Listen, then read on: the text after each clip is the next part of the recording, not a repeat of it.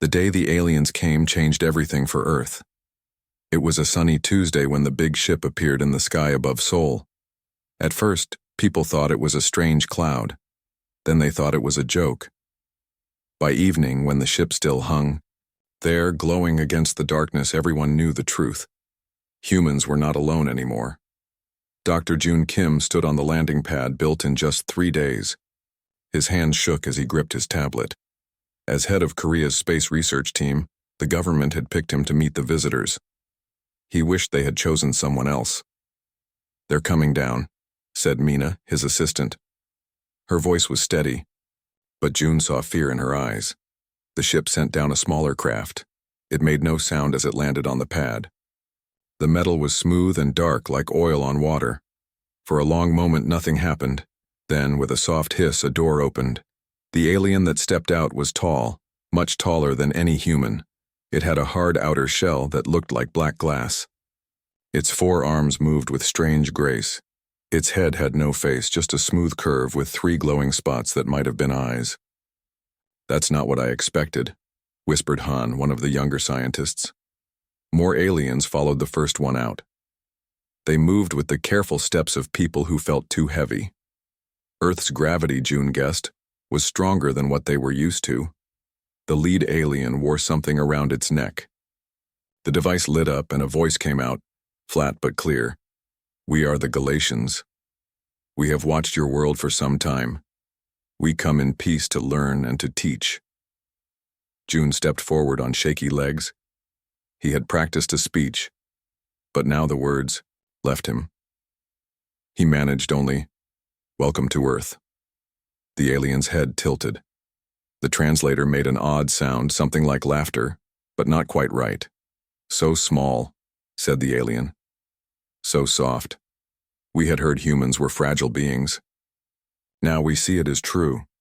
June felt his face grow warm. Was this an insult? He straightened his back. "I am Dr. Jun Kim. I lead our space research team. We look forward to sharing knowledge with the Galatians." "I am Admiral Terax," the alien replied, lead scientist of the exploration fleet. More aliens came down from the ship over the next few hours. They set up strange devices and took samples of air, soil, and water. They moved with purpose but also with caution. Their hard shells clicked when they walked. June and his team showed the aliens to the building set up for them. Inside were rooms for meetings, sleeping areas, and labs. The aliens looked at everything with their glowing eyes. They touched walls and furniture with their 4 hands. They seemed most interested in the people. "Your bones are inside your bodies," said one alien, who had been introduced as Science Officer Vex. "How do you protect yourselves?" "We manage," said Mina with a small smile. As the day went on, more government officials arrived. There were talks about trade, technology, and rules for the aliens' stay on Earth. June felt lost in all the big words and promises. He just wanted to learn about the stars. On the 3rd day, the aliens asked to see more humans. They wanted to visit a city. Seoul was too big, they said. Too many people might cause panic. So they went to a smaller city nearby. People lined the streets to see the aliens. Some waved flags. Some took pictures. Some just stared with open mouths. The aliens looked at everything, the buildings, the cars, and most of all, the people. "Your young are so small," said Admiral Terax, pointing at a group of school children. "How do they survive?" "We take care of them," said June. "Humans are good at protecting what matters to us." The alien made that strange laughing sound again. "Protection requires strength. Your kind seems to lack this quality." Before June could answer, there was a loud crash. A delivery truck had hit a light pole. The pole fell toward the crowd. People screamed and ran. Without thinking, June pushed a small boy out of the way. The pole hit June instead, cutting deep into his arm. He fell to the ground, blood soaking his sleeve. The aliens watched as humans rushed to help. Mina tore off her jacket and wrapped it around June's arm. "Call an ambulance," she shouted. Admiral Terax stepped closer, looking down at June with those strange glowing eyes. "Your outer covering tears so easily," the alien said. "How does your species survive such weakness?" Through pain, June managed to speak. "We heal." The aliens stayed close as the medical team arrived. They watched as the doctors cut away June's sleeve and cleaned the wound. The cut was deep but had missed anything important. The doctor gave June something for pain, then began to stitch the wound closed. "Primitive," said Science Officer Vex. "They must sew their bodies back together like cloth." Admiral Terax said, "Nothing." He just watched. After the doctors finished, June was told to rest, but there was too much to do. With his arm bandaged, he returned to work the next day. The aliens seemed surprised to see him. "You function despite damage?" asked Vex. "It's just a cut," said June. "It will heal in time." Over the next 2 weeks, as talks between humans and Galatians continued, the aliens kept looking at June's arm. When he removed the bandage to show the healing wound, they gathered around to see. "Interesting," said Admiral Terax. "The damaged area repairs itself without help." "That's what human bodies do," said Mina. "We get hurt, we heal, we go on." The aliens spoke among themselves in their own language. Their hard shells clicked as they moved closer to look at June's arm. "We have much to learn about each other," said Admiral Terax finally. There was a new tone in the translator's voice, something like respect. That night, as June wrote in his journal about the day's events, he thought about the aliens' surprise. They were so strong with their hard shells. They had ships that could cross stars. Yet they seemed amazed by something, as simple as a healing cut. "Maybe," June said to himself, "being soft isn't the same as being weak." Outside his window, the alien ship glowed in the night sky. June wondered what else the Galatians would learn about humans, and what humans would learn from them. This was just the beginning. 1 month had passed since the Galatians arrived on Earth. Their big ship still hung in the sky above Sol like a dark moon. But now, smaller ships came and went each day. The aliens were no longer just visitors. They had become partners. June Kim's arm had healed well. Only a thin pink line showed where the cut had been. The aliens still looked at it whenever they saw him, as if they could not believe how fast humans healed. Today, June and Mina were taking 3 Galatians to the new joint research lab. Humans and aliens would work there together to learn from each other. "Your technology is very good," said Admiral Terax as they walked through the building. "But still far behind ours." June tried not to feel annoyed. The aliens always talked this way. They thought they were better than humans in every way. "We're eager to learn," said June. "But we have things to teach you too." The alien made that strange clicking sound that meant laughter. What could soft beings teach those with shells as strong as ours? Mina smiled at June. She knew how he felt. The aliens were smart and had amazing ships, but they could be very rude. The new lab was big and filled with both human and alien equipment. Scientists from both worlds moved around setting things up. In one corner, a young Korean man named Daeho was working with an alien named Zix. They were testing how different materials reacted under extreme heat. "Hello, Dr. Kim," said Daeho when he saw them. "We're almost ready for the first test." June looked at their setup. They had a small chamber made of special metal. Inside was a sample of a new material the Galatians had brought from their world.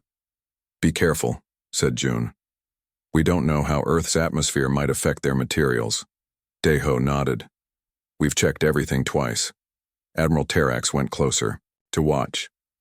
2 more aliens joined him. They spoke in their own language, their shells clicking as they moved. "They don't think much of our safety measures," Mina whispered to June. Daeho started the test. The chamber began to heat up. The alien material inside glowed first red, then white. Numbers on the screen showed the temperature rising fast. "That's hotter than we planned," said Daeho with worry in his voice. "Something's wrong." Zix moved forward, his forearms working quickly on the control panel. "The reaction is different in your atmosphere. The pressure is building too fast." June saw danger coming before anyone else did. "Everyone get back," he shouted. But it was too late. The chamber exploded with a loud bang. Glass and metal flew everywhere. Hot gas filled the room. June felt sharp pain as something hit his chest. He fell to the floor, unable to breathe. Through the smoke, he saw others had fallen too. Deho was on the ground, his arm badly burned. Two aliens lay still, their shells cracked from the blast. Another alien, Zix, was moving slowly, one of his arms hanging loose.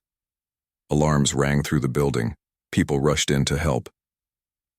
Human. Medics went to the hurt humans while alien medics helped the hurt Galatians. "Take them to our medical bay," ordered Admiral Terrax, pointing at the injured aliens. Then he looked at the humans. "Your kind will not survive such damage." Mina, who had only small cuts, stood up straight. "You're wrong. Take your people to your ship. We'll take care of our own." At the hospital, doctors worked fast to help June and Deho. June had broken ribs and a punctured lung. Deho's burns covered most of his right arm. The doctors said both men were lucky to be alive. "Will they live?" asked Admiral Terrax when he came to visit. His voice through the translator sounded less sure than usual. "Yes," said Mina firmly. "Humans are stronger than you think." The Admiral looked at Deho's burned arm. "On our world, such damage would mean losing the limb." "Not here," said Mina. "Watch and learn." Over the next 2 weeks, something strange happened. The aliens began to visit the hospital every day. They watched as the doctors changed Deho's bandages. They looked at scans of June's healing ribs. They asked many questions about human medicine. "Your bodies rebuild themselves," said Science Officer Vex, "without machines or outside help." "That's how humans work," said Mina. "We heal." One day Admiral Terrax brought news. One of the injured Galatians had died. The other was still in their medical pod and would need a new arm made of metal. "Yet your people improve each day," said the Admiral. "How is this possible?" "Your technology is simple. Your bodies are so soft." June, who could now sit up in bed, tried to explain. "Our strength isn't in not getting hurt. It's in how we recover from being hurt." 3 weeks after the accident, June was allowed to go home. His ribs still hurt when he moved too quickly, but his lung was working again. The doctors said he would be back to normal in another month. A week later, Deho also left the hospital. His arm was still wrapped in special bandages. The skin underneath was growing back, pink and new. Admiral Terrax requested a meeting with both men. In a small room at the research center, the alien looked at them with his glowing eyes. "Our scientist is still in the healing pod," he said. "He will remain there for 2 more months. Yet you stand before me, functioning." "We're not fully healed," said June. "But yes, we're getting better." The alien was quiet for a long moment.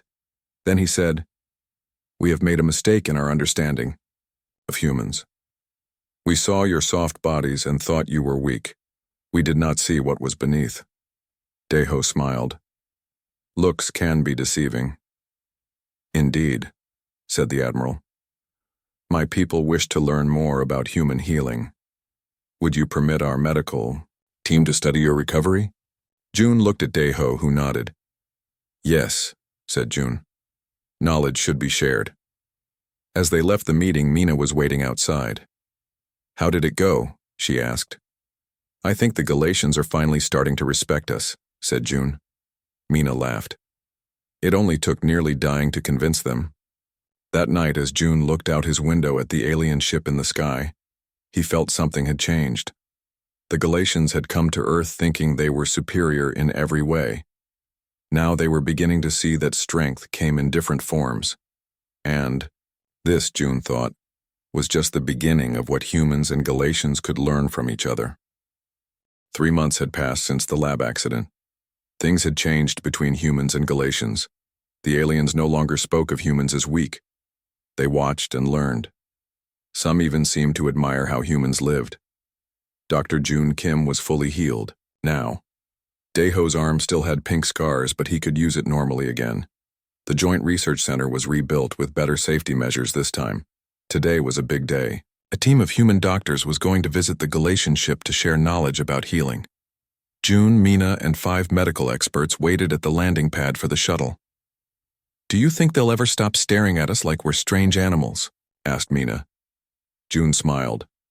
"They're just curious. We stare at them too." The Galatian shuttle landed smoothly. The door opened and Admiral Terax stepped out with Science Officer Vex. "Welcome," said Terax. "We are ready to learn from your medical experts." As they boarded the shuttle, June felt proud.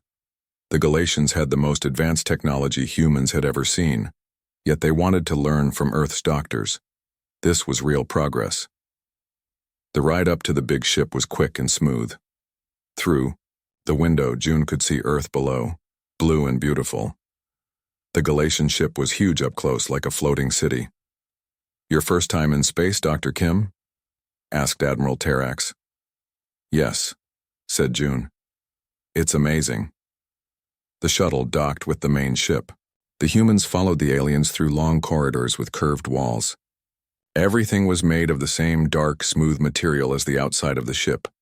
The medical bay was large and filled with strange machines. In the center was a clear pod. Inside floated the Galatian who had been hurt in the lab accident. His broken arm had been replaced with a metal one. "He will wake tomorrow," said Vex, after 3 months of healing. Dr. Lee, the head surgeon from Seoul, looked at the pod with interest. "May I ask questions about his treatment?"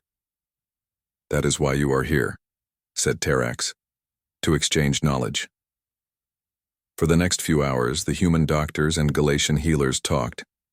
They shared information about wounds, healing, and medicine. The Galatians were amazed that humans could regrow skin and heal bones without machines. The humans were impressed by the Galatians' ability to replace body parts with metal ones that worked just as well. "Your technology and our biology," said Dr. Lee. "Together we could do great things." Just as he said this, a loud alarm began to sound. Red lights flashed in the corridors. The aliens suddenly became very still. "What's happening?" asked June. Admiral Terax's voice was tight when he answered. "We are under attack. The Voraks have found us." "The Voraks?" asked Mina. "Who are they?" "Our enemies," said Vex quickly. "They must have followed us here." Before anyone could ask more questions, a huge boom shook the ship. Everyone fell to the floor as the lights went out. Emergency lights came on, casting everything in a dim blue glow. "We must get you back to Earth," said Terax, helping June up. "The Voraks will target this ship first, but your planet may also be in danger." They ran through the dark corridors toward the shuttle bay. Another explosion hit the ship, stronger this time.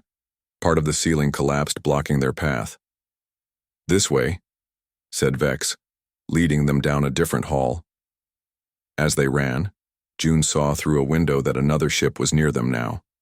It was spiky and red, firing weapons at the Galatian ship. Below, he could see smaller red ships heading toward Earth. "They're attacking our planet too," he shouted. When they reached the shuttle bay, they found it damaged. Only one small shuttle was still working.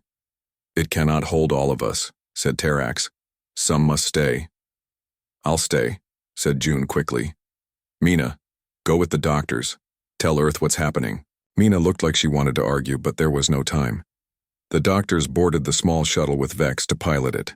As it took off, another explosion rocked the ship. "Follow me," said Terax to June. "We must reach the control room." They ran through the shaking ship. Twice more parts of the ceiling fell. Once a piece of metal cut Terax's shell. Black liquid oozed out. "You're hurt," said June. "It is nothing," said the alien. But June could tell he was in pain. In the control room, other Galatians worked fast at strange controls. On big screens, June could see the battle. The red Vorak ships were attacking both the Galatian ship and Earth. One screen showed a city. It looked like Busan, with fires burning. "They target your population centers," said Terax. "The Voraks see all other life as things to destroy." "We need to fight back," said June.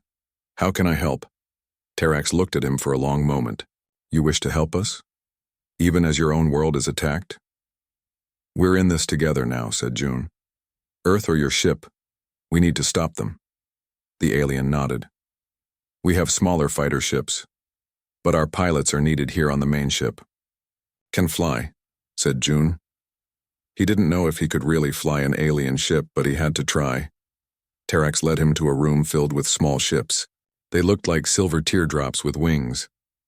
"These respond to thought and touch. the alien explained quickly. Think where you want to go, and the ship will follow. As June climbed into one of the small ships, Terax put a hand on his shoulder. The Vorax weapons are designed to break our shells. I do not know what they will do to human flesh. I guess we'll find out, said June. The small ship shot out of the Galatian mothership. Around him, June could see the battle clearly now. The Vorax ships were smaller than the Galatian one, but there were many of them. Some were headed for Earth. June thought about following them, and his ship zoomed after them. It was easier to control than he had feared. The ship seemed to know what he wanted before he did. He fired the weapons at a Vorax ship. His shot hit and the enemy ship spun away, damaged. June felt a moment of triumph. Then a red beam hit his ship. Pain shot through his body like fire.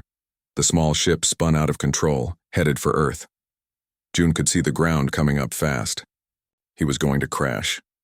His last thought before everything went black was that at least he had tried to help.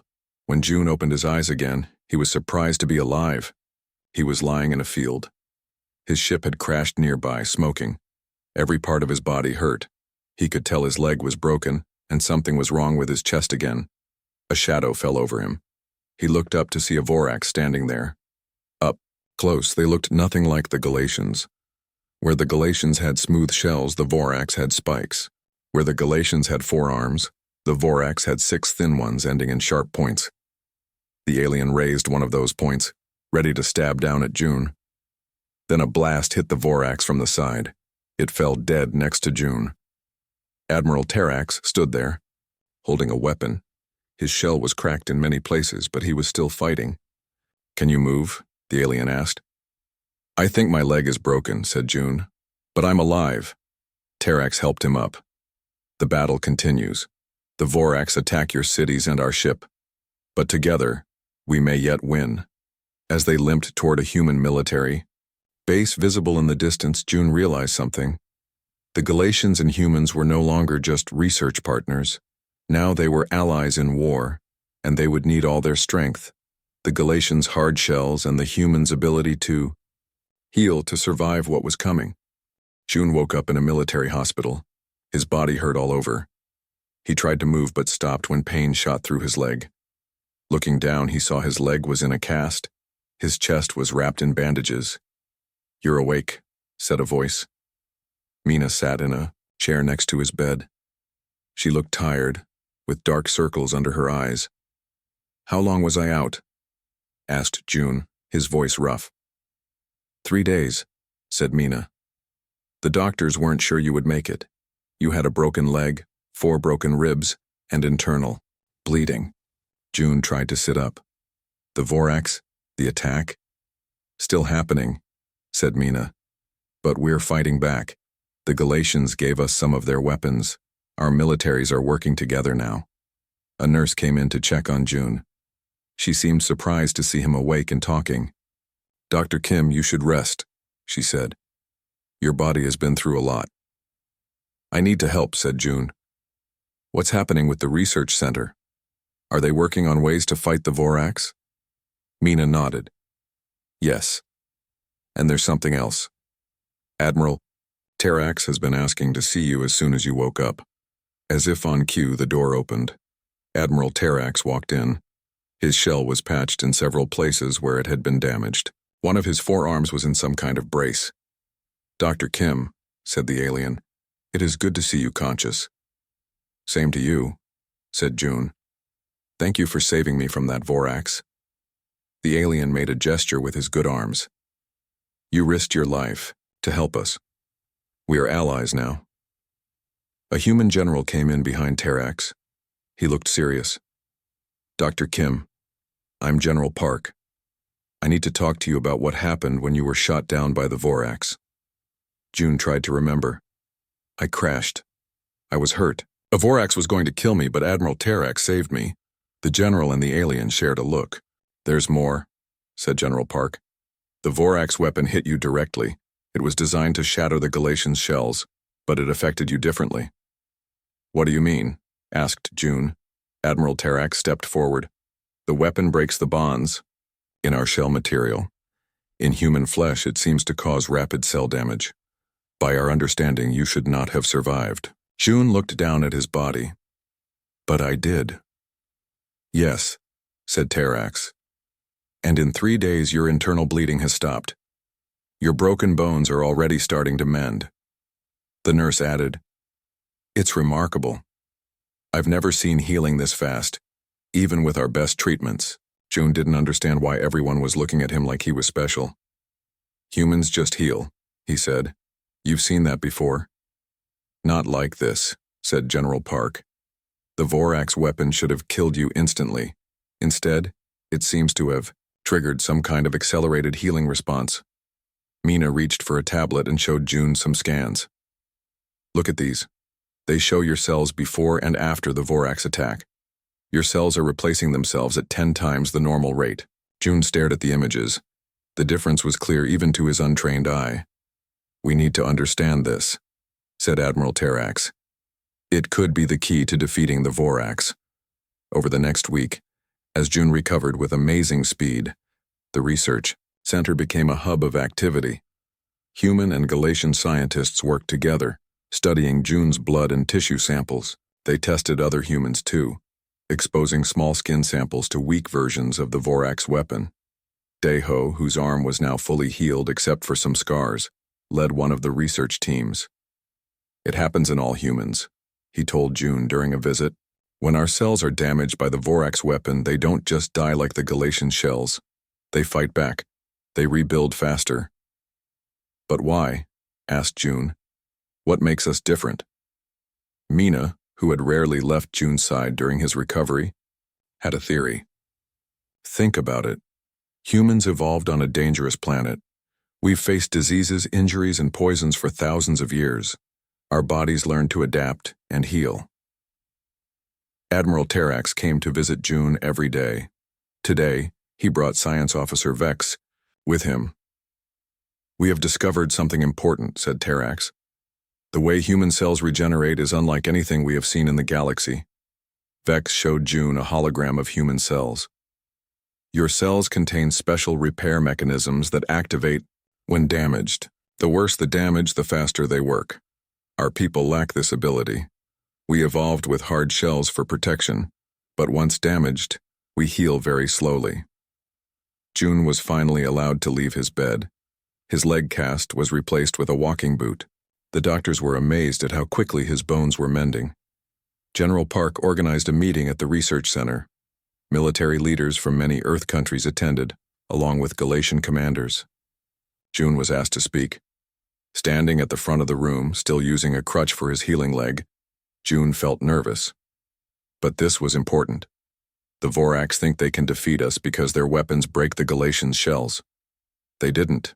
Expect to find us. Humans with soft bodies but amazing healing abilities. Together we have something special.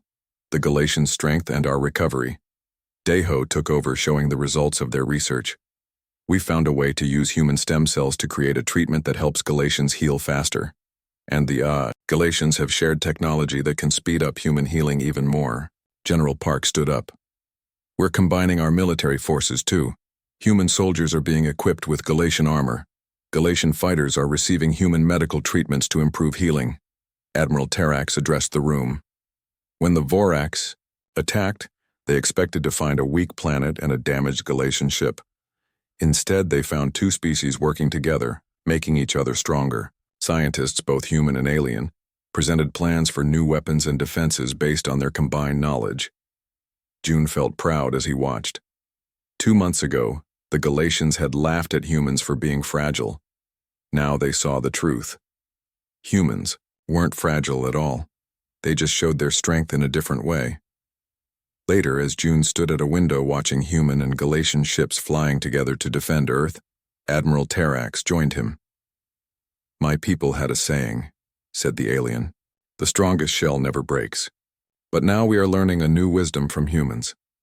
The strongest being is not the one that never breaks, but the one that can always heal. June nodded. Together, we're stronger than either of us alone. As they spoke, reports came in of a major victory against the Vorax. A combined human Galatian force had destroyed 3 enemy ships. The war was far from over. But now they had hope. The secret of human regeneration, combined with Galatian technology, was turning the tide. And June knew that when this was over, both species would be forever changed by what they had learned from each other. 6 months had passed since the Voraks first attacked Earth. 6 months of fighting, learning, and working together. The war was not over, but things had changed. June stood on the bridge of the Harmony, the first ship built by humans and Galatians together. It was as big as 3 football fields.